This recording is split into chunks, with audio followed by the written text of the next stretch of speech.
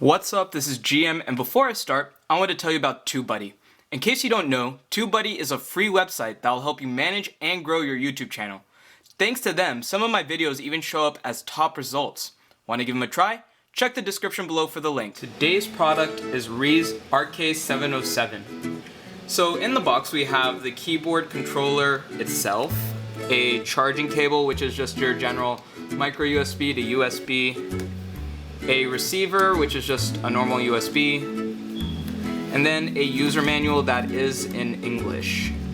So I think this product is pretty neat. The reason I got this is because I used to be a system gamer. I used to play on Xbox 360 and PS4, and then I transitioned over to PC gaming, and I wanted a kind of an easier way to transition over since I wasn't used to using a mouse and various number of keys to play certain games. For example, let's take Fortnite.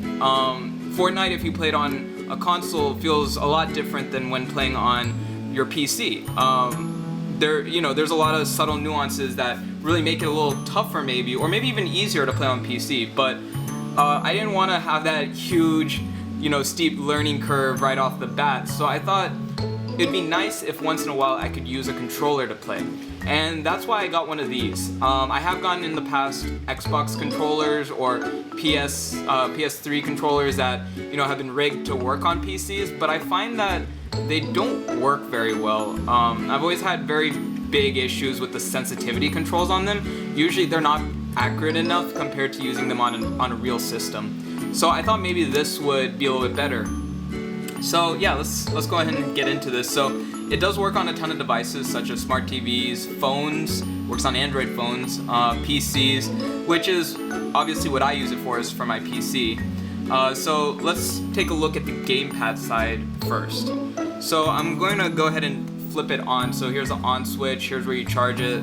So right now I just turned it on, and real quick before I continue, on this side there's a little switch so that way you can choose which side of the gamepad is active, so you don't accidentally press buttons on the back while you're trying to control it from the front, or whatever you consider the front.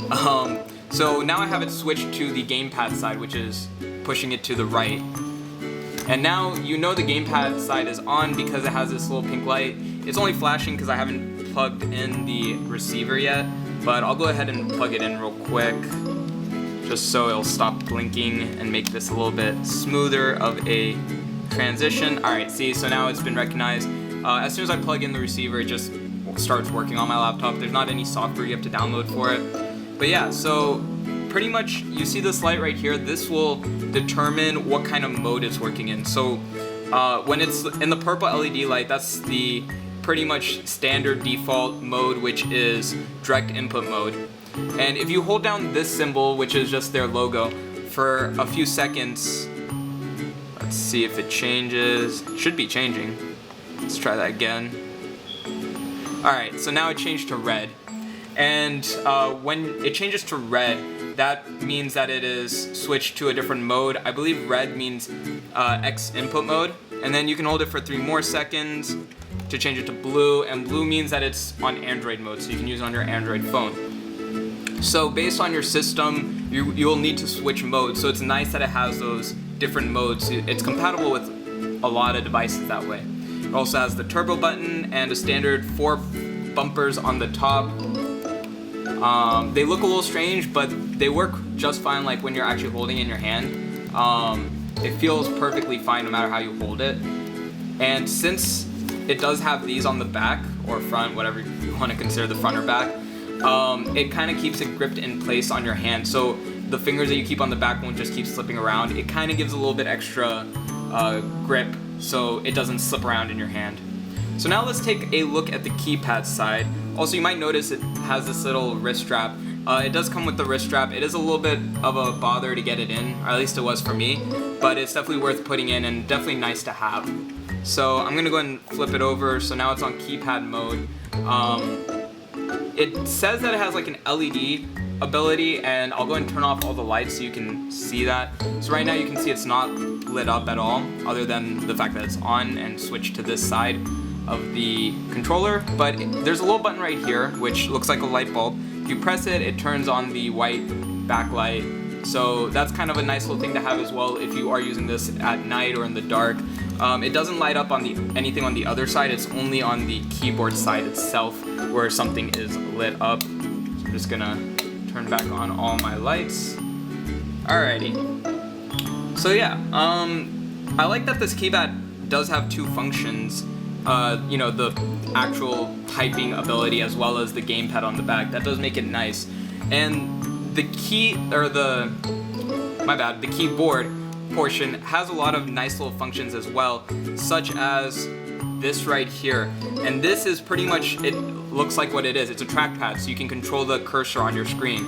And it has the same functions as a normal keypad. So like if you hit it on the left side, it's like clicking on the left. If you if you hit it anywhere with one finger, it's like clicking once with the left side of a mouse. If you tap with two fingers, it's like right clicking. And scrolling up and down with two fingers is scrolling on the screen as well. And of course it has all the other functions that it would have, as well as controlling DPI. And if you press function and space over here, it has two space bars. But if you do it on this side, it does Control Alt Delete as a function altogether, and that will, you know, show you, depending on your laptop. For me, it pulls up Task Manager. For some laptops, it might put it into a sign out mode and stuff like that. So it has a lot of little things that can make a difference for a lot of people. It's nice that they put in the effort to put in those little things as well, because I do like the keypad on it. I do like that I can change the DPI on the keypad. As for the Control Alt Delete function, not really something I need, but I'm sure other people will like that as well. So yeah, I personally don't use it for gaming on my laptop as much as I was expecting to. I tried it out on a couple games. I found that it still wasn't as good as just using, you know, an actual like PS4, an actual Xbox, and using a controller for those. But it definitely was better than using one of those controllers on a laptop. For example, as I was saying, using an old Xbox 360 controller that's been fixed to work on a computer. I feel like this worked slightly better for me, at least. Maybe it was just the way that these are oriented. Maybe it just overall felt like it didn't really have as much lag either when I was playing with it. But that might just be my own experience. It might vary for everyone. I do also like having the keyboard portion on it as well. So it's not just a single function, it has that dual function, which is really nice. But yeah, I feel like if you were to get it for the gaming purpose though, for this part, I would suggest using it more for brawl games like Brawlhalla, where you don't need to be as precise. I feel like this is more suited for something like Brawlhalla or Street Fighter, but that's just my own opinion on the matter. Alright everyone, that's it for this video. I hope you found it helpful. If you did, please like and subscribe. Link to this product is in the description below. Be sure to check out TubeBuddy and make sure to check out TubeBuddy below as well. Thanks for watching.